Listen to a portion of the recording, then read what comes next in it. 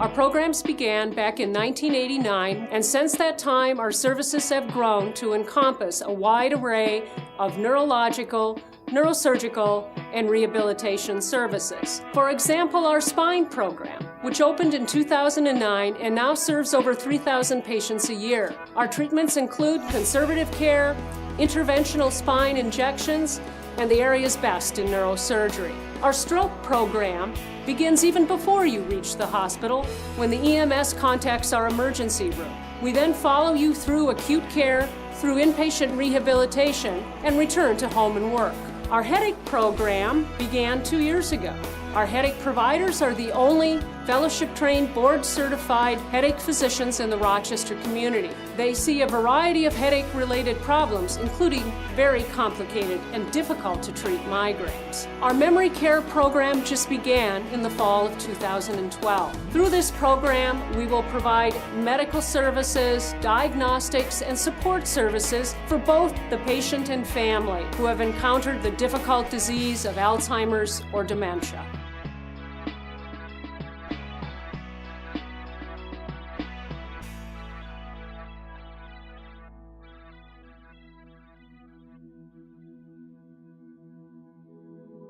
I think numbing is the only way to describe it.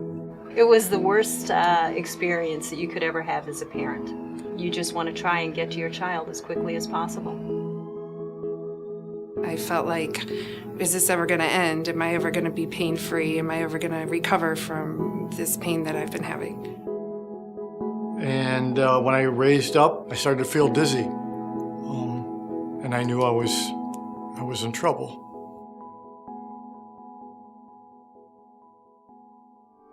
I was in an accident with a bus.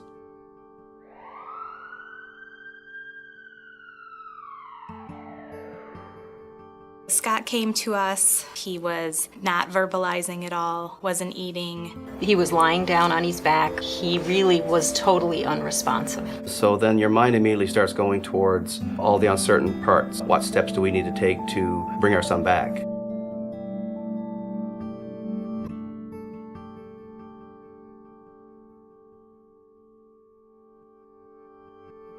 I started having back pain last February. I was skiing one day and it just started to get really sore.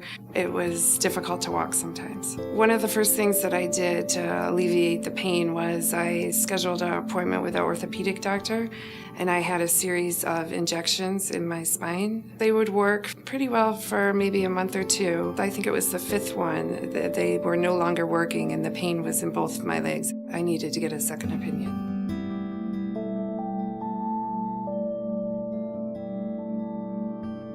I was playing golf with my friends, and I was picking up the ball out of the hole after the seventh hole. I felt the vibration and the stroke go right up my leg, through my arm, up my side, up the side of my face, right into my head. They transported me down to St. Mary's.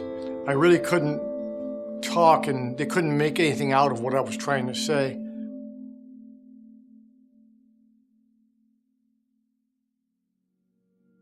The people at Unity absolutely understood what I was going through. They definitely were able to help us move forward so that we could get the best possible outcome for Scott. I had him from the very beginning, and I worked with him the entire time he was with us at St. Mary's. So the focus went right to Scott as a person, as a patient, as to how do we work to get Scott back to where he was before.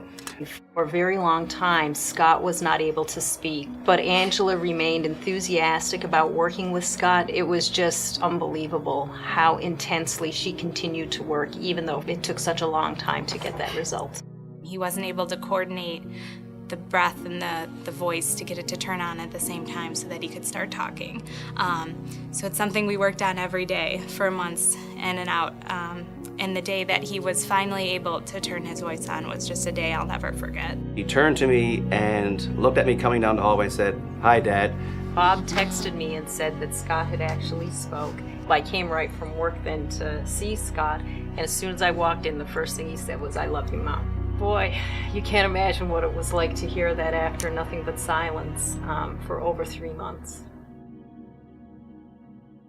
Oh, Dr. Dumbovy was so helpful, very thorough with me, and from there I was referred to Dr. Maurer.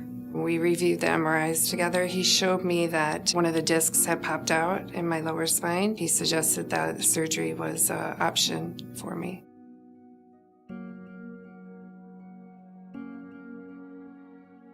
I was able to see improvement in myself right from the first day, getting me back to some sort of a stable self. I live alone, and so I don't have anybody to motivate me after here. I go home, it's just me and my dog, and if I wanted to, I could get down about what my prognosis is, but I don't because the people keep motivating me to do better.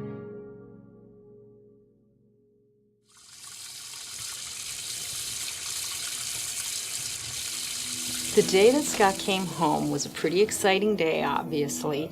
We had a house full of people. We were so lucky because we could immediately see the Scott we always knew and loved. It's just such a miracle that they've delivered for us. We are absolutely blessed to have such an institution here in Rochester. It's vital to have this within our community. After my surgery, it was immediate. There was so much less pain in both my legs and, of course, in my lower back. They changed my life. I'm back to who I was. The people at Unity have changed my life. I'm absolutely going to play golf again. I expect to be back to where I was before. Pretty soon I'll be able to hit the ball, and I should be pretty good by the spring. And now he is getting very close to the Scott we've always had around the house. His sense of humor is coming back. His ability to do both physical and mental tasks is definitely much closer to where it was prior to this accident.